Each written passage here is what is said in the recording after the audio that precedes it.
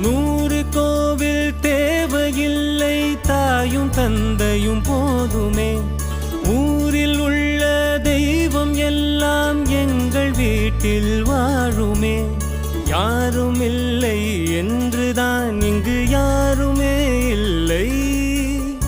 ஆதி பகவன் வீட்டிலே என்றும் அன்பு கேதல்லை.